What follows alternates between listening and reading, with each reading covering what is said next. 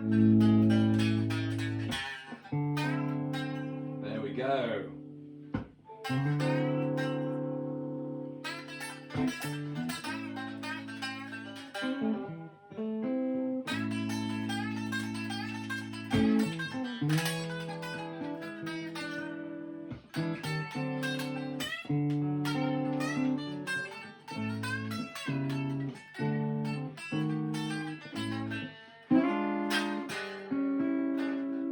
Whoa. So, part 3, episode 3, and Ramon has changed shape. This is David, the mysterious David, who is now in shot. David is the owner of the guitars that we featured, the ESs we featured in part 1 and 2, and of these, and of a couple more that we're yet to shoot. So hi, and welcome to the Bob and Ramon show. It's a privilege, Bob. Substitute Ramon, welcome. And so how long have you been collecting guitars? I bought my first 1962 Stratocaster when I was a student in Whoa. 1975 by accident. I paid 100 quid for it and didn't realise what it was. That wasn't actually the start of my collection, I just lucked into that. Right. In 89 I got my first proper guitar, which was the 335, which I think you played in an earlier show. The red one, yeah. The 64. Yeah. That was my main gigging for guitar for quite a long time, and then over the years I've bought a number of ESs and Tellys and Strats and Les Paul specials and juniors and things. So yeah, it's an addiction. It's not curable. Well, I've got the same problem. Yeah, but you know, we live with that. There's no 12-step program for this, Bob. You know, we just have to play them. Yeah. Having said that, it's relatively harmless. I mean, you know, neither of us is bankrupt. You know, it's not as dangerous as a gambling addiction. Absolutely. Nowhere near, and it's a lot more pleasurable, frankly. But that's just my view. So here we are with another corner of your collection, which is a couple of fantastic SGs. Now, you said that the 335 was your main gigging guitar, but now I'm playing your main gigging guitar today, aren't I? You are. So this is a 62 or 63? It's a 62. 62 SG Special. Yep. 2P90s. The neck pickup's been moved away from the neck joint in time, so the join here isn't as brittle as it once was. All original, in pretty good shape. It's faded slightly to brown from red, as they always do, but evenly. Lovely finish checking on it. Plays like a dream, very bright, really rings. Weighs nothing, and it's all there. It's a great guitar. I can see why it's your main guitar, and it's quite loud. It is. I went through 335s and I've been through periods on Strats and Tellys, and I never thought I'd end up with an SG Special as my main gigging guitar. But I love that guitar. It's versatile. It does whatever you want. It's just £6 in weight, for which people of older years like myself is quite important. But it sounds great. And these are the guitars, of course, that Pete Townshend was both so enamoured with and so enamoured with dismembering. And how many? 35 of them he saw off, did he? There is a website which documents all of the guitars which Pete Townshend destroyed in his career. And SG Specials lead the pack by a country mile at 35, and that's only what was documented. Plenty of others. Because he smashed up a few ricks, he smashed up the odd Fender.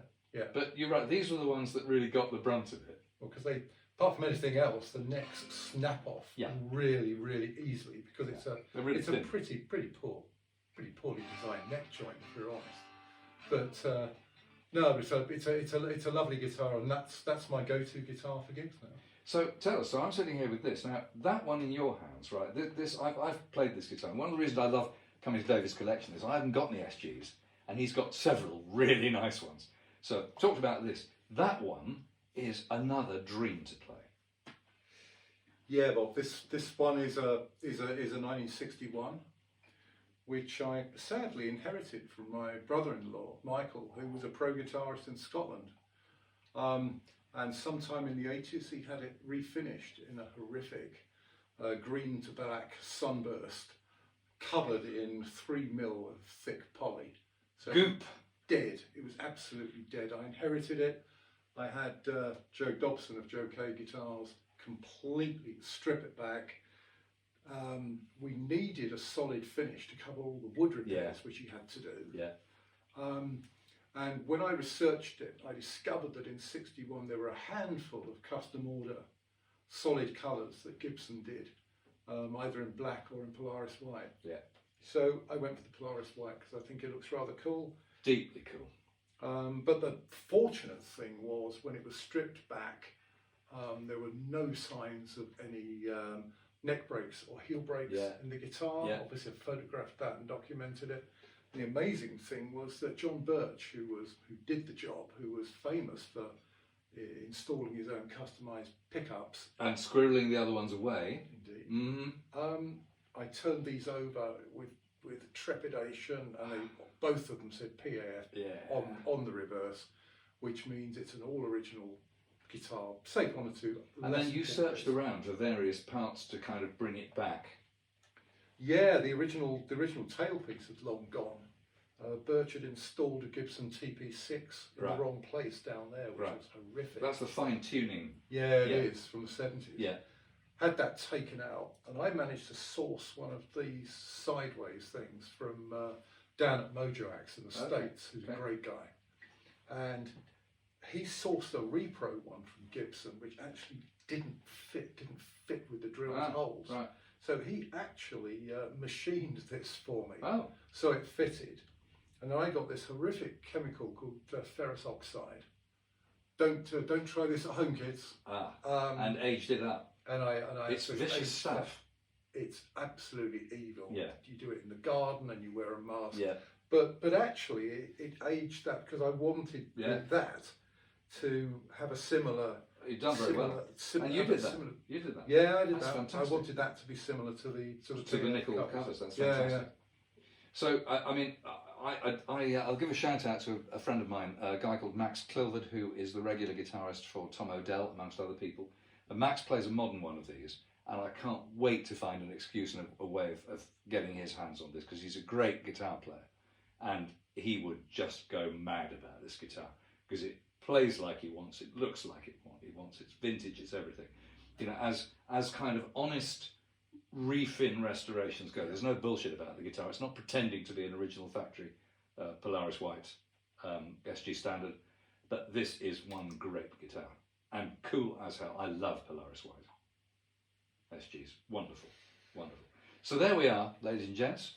We've got two fantastic SGs from the early 60s.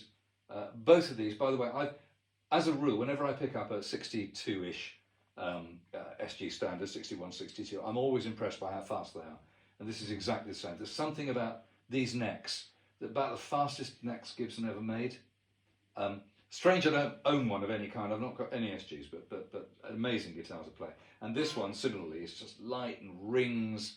And you know, you can imagine chucking out great rock rhythm and then going into a solo, no problem. Two beautiful examples of early 60s SGs for you. So, until next time, it's cheerio from David, and it's cheerio from me. See you next time.